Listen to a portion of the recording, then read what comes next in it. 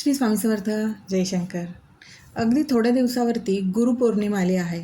आता गुरुपौर्णिमेला दत्तभक्त, स्वामी भक्त जे ज्यांना गुरु मानतात त्या गुरुची सेवा आपण सगळे करतच असतो. आता बरेच जण स्वामींचं स्वामीचरित्र सारामृत ह्या सेवेत आहे, तर तारक मंत्राच्या अनुष्ठानात आहे. तर बरेच दत्तभक्त तसेच स्वामी सेवेकरी हे गुरुचरित्राचं पारायण गुरुपौर्णिमेच्या निमित्ताने करत असतात. बऱ्याच जणांना इच्छा असूनही गुरुचरित्राचं पारायण करायला जमत नसेल, कारण हल्ली आपलं आयुष्य इतकं धकाधकीचं आणि धावपळीचं झालेलं आहे की त्यासाठी आपल्याला वेळ काढणंही कधी कधी अशक्य होतं. आणि गुरुचरित्राचं पारायण करायचं असेल तर त्यासाठी जे नियम आहे ते प्रत्येकाकडनं पाळलेच जातील असंही नाही. खरं तर मनात खूप इच्छा असते प्रत्येकाच्या, पण कधीकधी ह्या गोष्टी ह्या नियमांमुळे ह्या गोष्टी पाळणं नाही होत. त्यामुळे गुरुचरित्रातील 2 असे जे प्रभावी अध्याय आहेत त्याचं पठण आपण गुरुपौर्णिमेपर्यंत नक्कीच करू शकतो.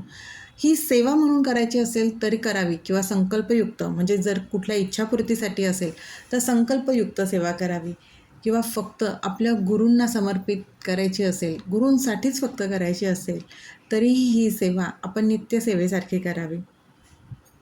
संकल्प करायची गरज नाही, पण इच्छापूर्तीसाठी जर करायची असेल तर या 2 अध्यायाच्या पठणाचा संकल्प मात्र नक्की करावा. साधी नित्यसेवेमध्ये जरी करणार असाल ही सेवा, तरी यातला सर्वात महत्त्वाचा नियम आहे तो म्हणजे मांसाहार वर्ज्य. आपल्याला कुठलीही सेवा करत असो तर त्यावेळेला मांसाहार खरं तर वर्जच करावा. आणि संकल्पयुक्त सेवा करणार असाल तर साहजिकच मांसाहार वर्ज्य, परान्न वर्ज्य ह्या गोष्टी आपल्याला कटाक्षाने पाळायच्या आहेत. गुरुचरित्र आपल्याला खरं तर खूप काही शिकवतं. आपण आयुष्य कसं जगायचं हे आपल्याला गुरुचरित्रातनं फार चांगल्या प्रकारे कळतं. म्हणूनच आयुष्यात असं नाही की प्रत्येक वेळेला गुरुचरित्राचं पारायण झालंच पाहिजे किंवा ती घोकमपट्टी झालीच पाहिजे. त्या गुरुचरित्राच्या पारायण करताना त्यात काय उपदेश आहे, काय संदेश आहे, दत्तात्रय महाराज आपल्याला काय शिकवत आहेत हे जाणून घेणं महत्त्वाचं आहे. नुसतंच गुरुचरित्राची पानं उलटली, वाचलं असं नाही होत. एकदाच पारायण करा, पण त्यातला सखोल अर्थ ओळखून घ्या. आणि गुरुचरित्राच्या म्हणजे आपल्याला दत्त महाराजांनी जी काही शिकवण दिली, स्वामी समर्थांनी जी काही शिकवण दिलेली, जे काही उपदेश केलेत ते आपण आपल्या आयुष्यात अंमलात आणणं गरजेचं आहे. आपले कर्म कष्ट प्रामाणिक असले की कुठलीही सेवा ही नक्कीच फलद्रूप होत असते. प्रत्येक देव हा आपला मनाचा भाव ओळखत असतो, आपली सेवा करण्याची तगमग बघत असतो. म्हणूनच मनापासून सेवा करा. अगदीच नाही जमलं, प्रत्येकालाच गुरुचरित्र नाही जमलं तर त्याचा त्रास करून न घेता आपल्याला दुसरी कुठली सेवा करता येईल ती सेवा आवर्जून करावी. गुरुचरित्रातील 2 प्रभावी महामेरू असे म्हणता येईल असे जे 2 अध्याय आहेत ते म्हणजे अध्याय 14वा आणि अध्याय 18वा. हे 2 असे शिरोमणी आहेत ना गुरुचरित्राचे, ज्या अध्यायाच्या पठणाने आपल्या आयुष्यातील बऱ्याचशा अडचणी दूर होतात, अडथळे दूर होतात, आपल्या मनोकामना पूर्ण होण्यास मदत होतं. आपल्या बऱ्याच जणांना हे 2 अध्याय नक्कीच माहिती आहे. आणि हे 2 अध्याय पठण करायला संपूर्ण गुरुचे चरित्र घेऊन बसायची ही गरज नाही. याचे छोटे छोटे अध्याय म्हणजे 14वा अध्याय वेगळा, 18वा अध्याय वेगळा असे अध्याय आपल्याला पूजेच्या दुकानामध्ये नक्की मिळत असतात. त्यामुळे तसे अध्याय आणावे आणि ते नेहमी पठण करावे.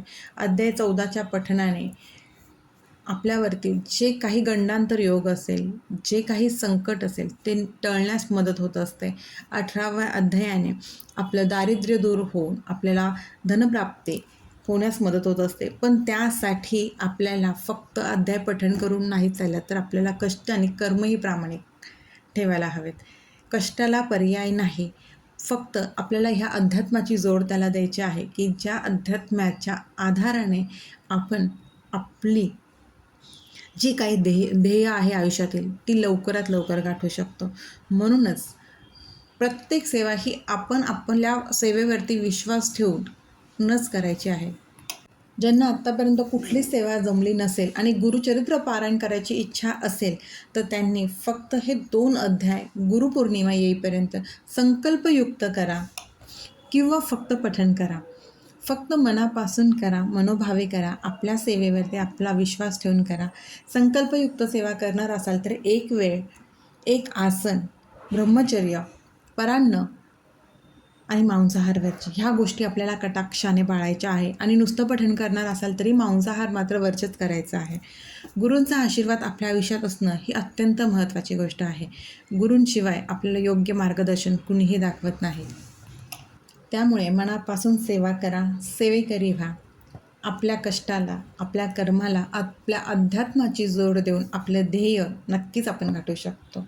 विश्वास आणि श्रद्धा मात्र आपल्या स्वतःवरती, आपल्या सेवेवरती आणि आपल्या देवावरती, ज्यांना कुणाला तुम्ही मानत असाल, दत्त महाराजांना, स्वामींना, शंकर महाराजांना, गजानन महाराजांना, साईबाबांना, ज्यांना कुणाला मानत असाल त्यांच्यावरती आपला विश्वास हा अतुटच असायला हवा, कितीही संकट आले तरीही. त्यामुळे सेवा करा, सेवेकरी व्हा. श्री स्वामी समर्थ. अशक्य ही शक्य करतील स्वामी, अशक्य ही शक्य करतील स्वामी.